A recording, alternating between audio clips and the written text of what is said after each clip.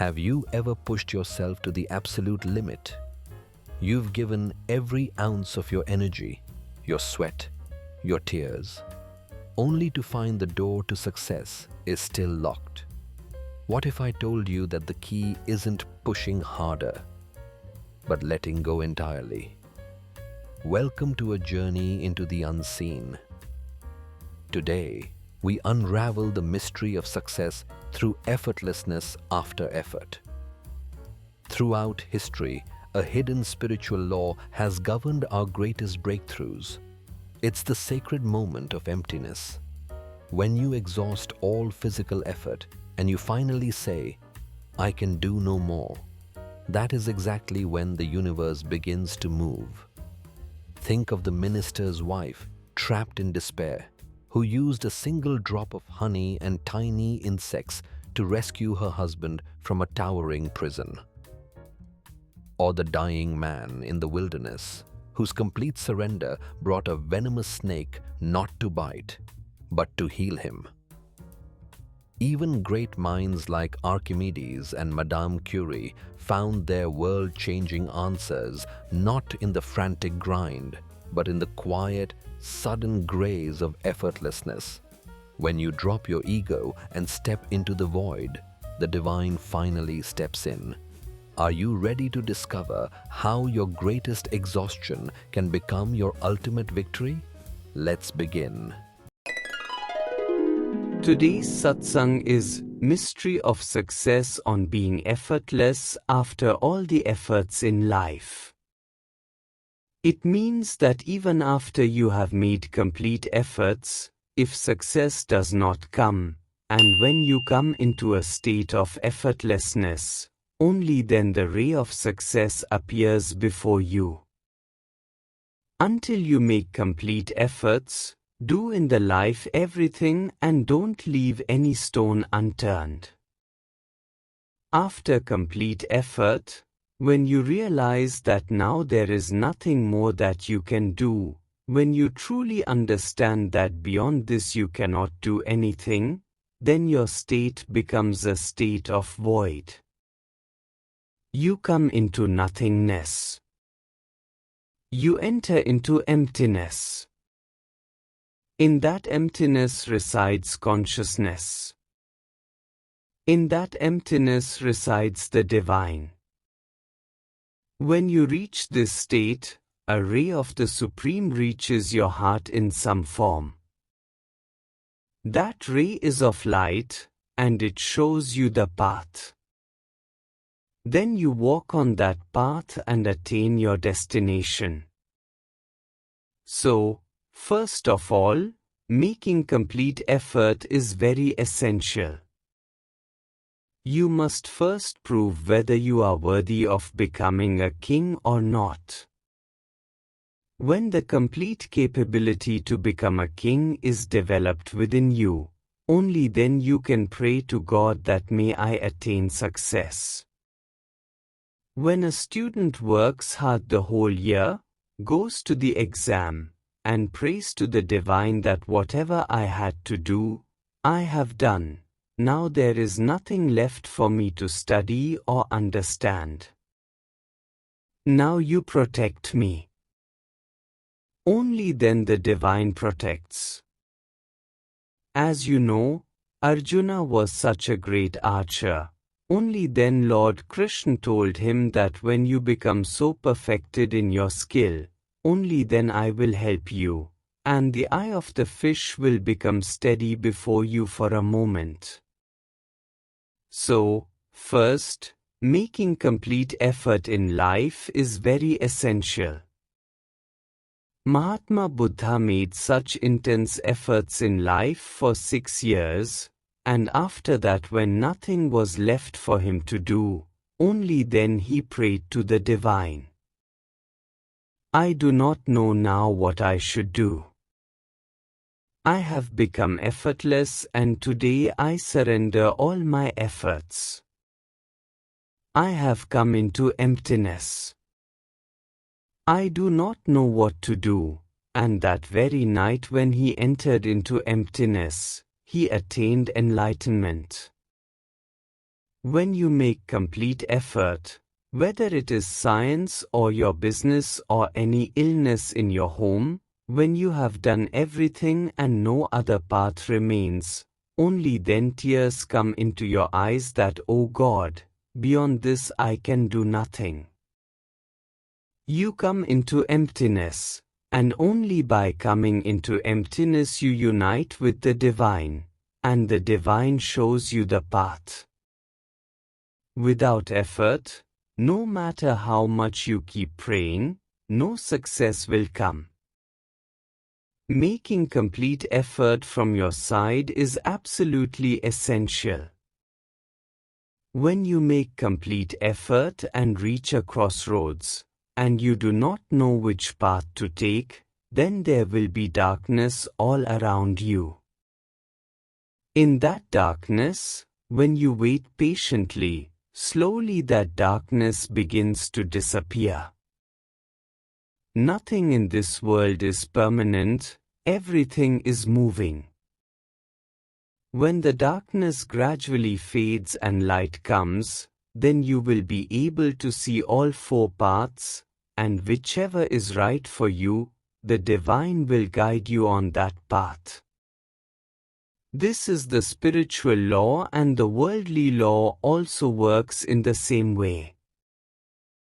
To understand this, I would like to tell you one or two small stories so that you can realize how, after effort, when you reach a state of effortlessness, the divine helps you in different ways. There is a story. There was a king, and his minister was very talented and intelligent. But for some reason, the king became very angry with him and gave him a death sentence. His wife knew very well that my husband cannot do anything wrong. She had complete love for her husband. But the king ordered that he should be placed on a high platform where no one could reach him, and he also could not jump down, and there he would die of hunger and thirst in a few days. So, he was placed on that platform. His wife prayed a lot to the king, but the king did not listen. So, she sat in her room in despair. She kept remembering the divine, and while remembering the divine, her state became a no-mind state, meaning her mind became empty. As soon as the mind became empty, consciousness expanded. It was evening time, there was a little light, and when she opened her eyes, she saw some big insects climbing on the wall. There was some sugar on the floor. They were carrying it in their mouths and climbing the wall, and when the sweetness in their mouths reduced, they would fall down. She was watching all this. Then the divine inspired her heart in such a way that instead of sugar she put honey below. Then she saw that the insects were able to climb much higher.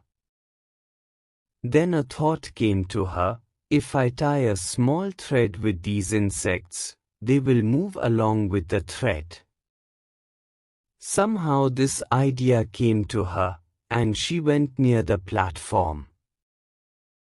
She took 10 to 5 insects, tied a thread to their legs, applied honey to their mouths, and the insects kept climbing up the platform.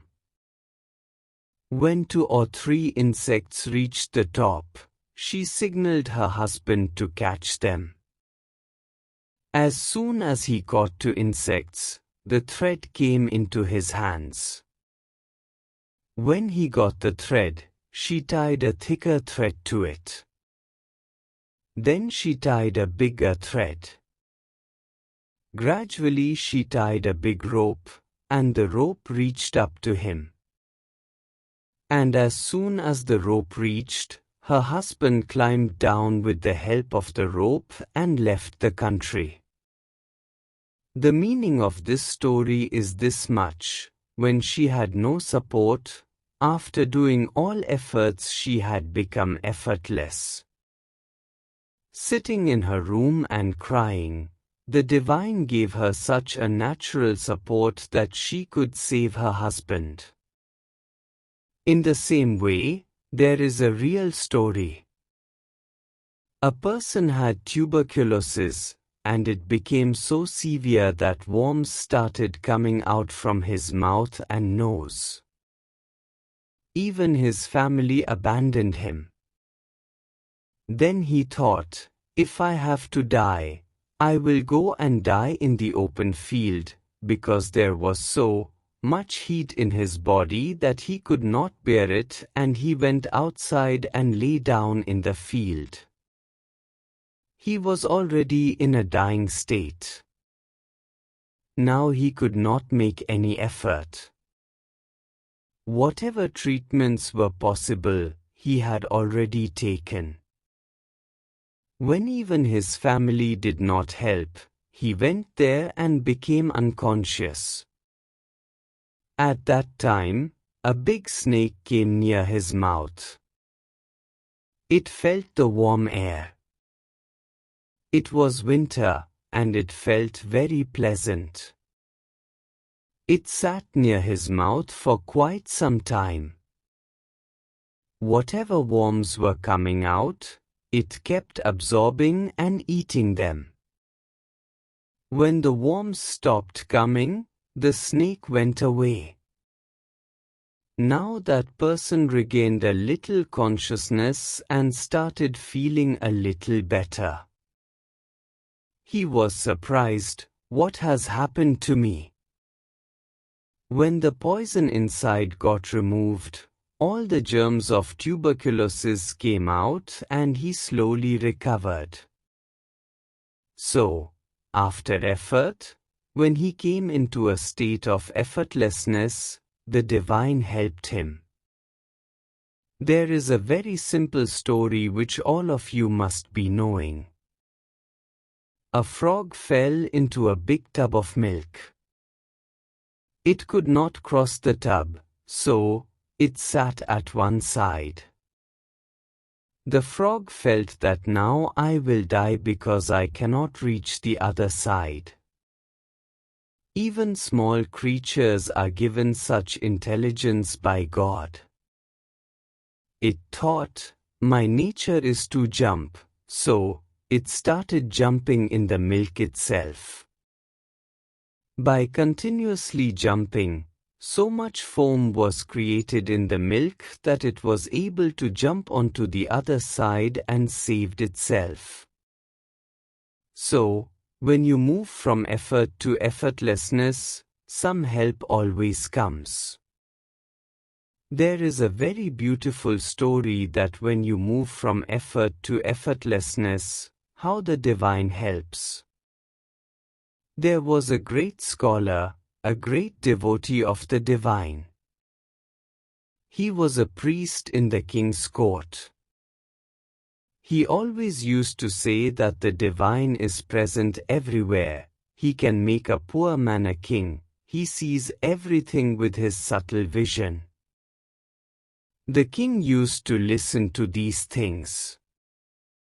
One day he said to the scholar, "You speak so much, now give me proof of all this. If you do not give proof, I will punish you." Now the scholar was a great devotee. The divine was present in his consciousness, but how to explain this to the king that the divine is everywhere? That he can make a poor man a king and a king a poor man. To see this, inner vision is needed. He was a great devotee, but he could not understand what to tell the king. He kept thinking about the problem for a long time, but found no solution. One day while he was sitting worried, his son asked, "Why are you so troubled? this is very simple. The scholar said, it seems simple to you, but the king will punish me. The boy said, no, take me with you, I will explain to the king. The scholar took him along, because after making all efforts, he had no support left. What could he do? The divine showed his form through the child. The boy went to the king and said, O king, the divine cannot be seen. Ghee and butter are present in milk, but you cannot see them. But when you make curd from milk and churn it, butter comes out, and then ghee also comes out. If you do sadhana and make effort, you will have the vision of the divine, just like ghee comes out from milk. The king liked it and understood that the divine exists. Then he said, the divine is not visible. The boy said, bring rose flowers. The king brought roses, they were very fragrant, the king liked them very much. The boy asked, you like these flowers, why do you like them? Because they have a good fragrance. You are feeling the fragrance. Can you hold the fragrance? The king said, no. When you cannot hold fragrance, how will you hold the divine? The divine is also like a fragrance. Do his sadhana, do his devotion, you will feel his fragrance. The king became very happy. The third question he asked was, how does God make a poor man a king and a king a poor man? The boy said, you are asking me this question. You think I am greater than you, that is why you are asking this question. He said, yes. He said, yes, in this situation I understand it this way. The boy said, if you want the answer to this, then give me your place.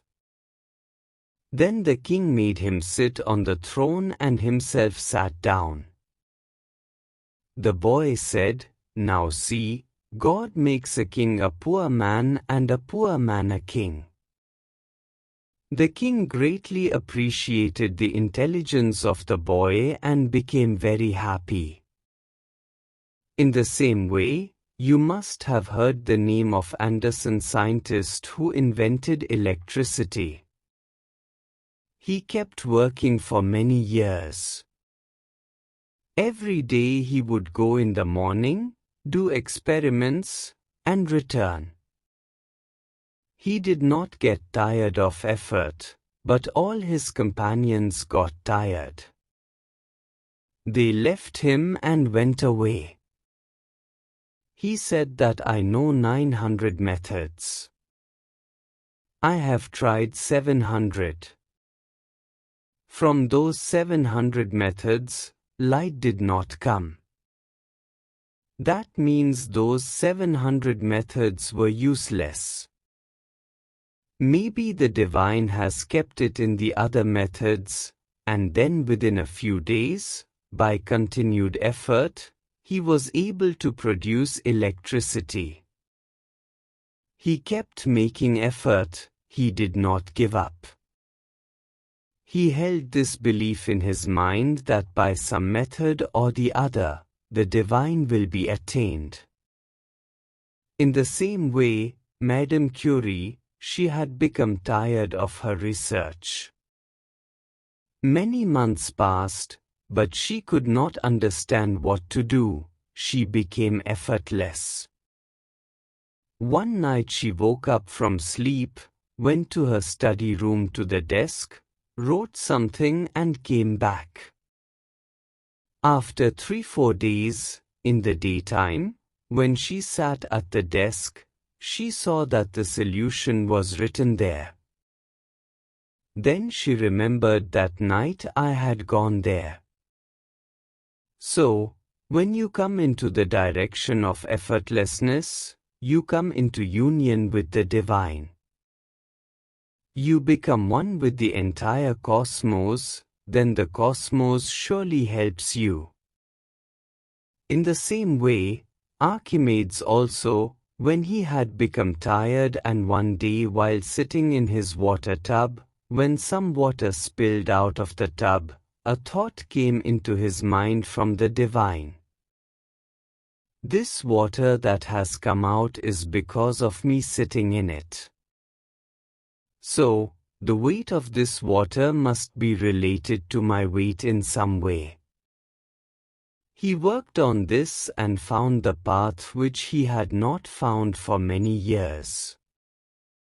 The divine helps you in some way or the other. There is a very heart-touching story. There was a devotee of the divine Lord Vitthal. He used to spend most of his time in the temple in meditation and sadhana. From that meditation and sadhana, he attained spiritual power. From that very power, his two children also became very intelligent and wise. He himself was uneducated, so he was very surprised that how the divine helps in different forms. When the children grew up and started earning well, they gave money to their father and said that the wealthy person from whom you had borrowed money, go and return it. Now we have enough wealth. He went to that person and paid whatever amount he asked along with interest, and he gave him a paper. The rich man asked him, "Do you know how to read and write?" He said, "I do not know how to read or write." On that paper it was written that now there is no more transaction left. But as soon as he said that he does not know how to read or write, the rich man kept that paper and gave him another paper. On that it was written that he has paid only half the money, still half is left and he has to give me 100 rupee more. He gave that paper to him and took his thumb impression and completed whatever was required. Now dishonesty came into the mind of the rich man, and that devotee was simple and innocent, a devotee of Vitthal. He happily returned home. After 4 months, the rich man came and said that you had not paid my full money. The Pandit said, "I have paid everything." He said, "No, you have not." That person filed a case.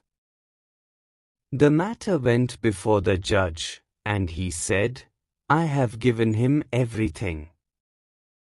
The judge asked, "In front of whom did you give?" The Pandit said, "There was no one. Only he and I were there." The rich man said, "No, he has not paid." Anyway, the judge told them, "Bring some proof within 1 month, otherwise you will have to pay the money." The Pandit went to the divine, prayed to Lord Vitthal, and became very restless. But what could he do? He had no proof, no person who could testify for him. While praying, he entered into no mind state, and in that state he became one with existence. The next day when he reached the court, he had already decided that I will say I have no proof, then whatever the judge wants to do, he may do. As soon as he was about to speak, a great scholar came there and said, "The money was given in front of me. You go to this person's house and check, in his third cupboard, second section, in the second ledger there is a paper, bring it." The judge ordered it. Everything was brought, and it was written there that full payment had been made. The rich man was punished, and the Pandit was freed. But the judge was very surprised. He went to their village and asked, "Which scholar did you bring?" The Pandit said, "I do not know which scholar came, I do not know him." Later they searched a lot. When they went to the temple, they saw the idol of Lord Vitthal and said, "This is the one who came there and got that ledger brought." The judge was amazed and he also became a devotee. He understood that when the divine wants to help someone, he can come in any form. When you lose through all kinds of efforts and come into a state of effortlessness, the divine helps you in many ways. You do not even realize how the help comes. This is the great grace of the divine. A person fails to understand this. When he considers himself very intelligent and clever, nothing happens. When he makes himself zero, that I am not the doer, I am not capable of anything, when he comes into infinity and emptiness, only then the divine power manifests in some form and helps you. The divine also gives you suffering so that firmness develops within you. When firmness comes, you become one-pointed and then you do not get disturbed. Then your state becomes like sthita prajna. It is as if you are traveling in emptiness. When you reach that state, all the forces of the universe come to help you. This is the result of your previous efforts. You made so many efforts before. Now the divine has brought you into effortlessness so that you come into emptiness and merge with the divine. So that you attain the state of samadhi or state of ecstasy and rise higher in life, becoming one with the divine. In this way, the divine tests you, lifts you up, and brings you closer. Effort gives you ego, but when you are in effortlessness, your ego completely dissolves. Then you become one with the divine, and only then the divine helps you in some way or the other. You must have heard the name of King Humayun. His son was very ill. He had made all possible efforts, but for many years the child did not recover. Finally, he prayed to the divine, "Take my life but save my child." Slowly, the divine healed the child. The father gradually became ill. The child recovered, and the father passed away. Whatever you truly ask from the heart, when you reach the state of effortlessness, the divine helps you. You become one with the Supreme. So, this is the method. If every day you enter into the state of samadhi or state of ecstasy and meet the divine, all the sufferings of your life will automatically become zero, and you will become one with the divine. Adopt this method in life. All works will be accomplished on their own. Make this your way of living, and if this becomes your life's method, your life will also become successful. Thank you.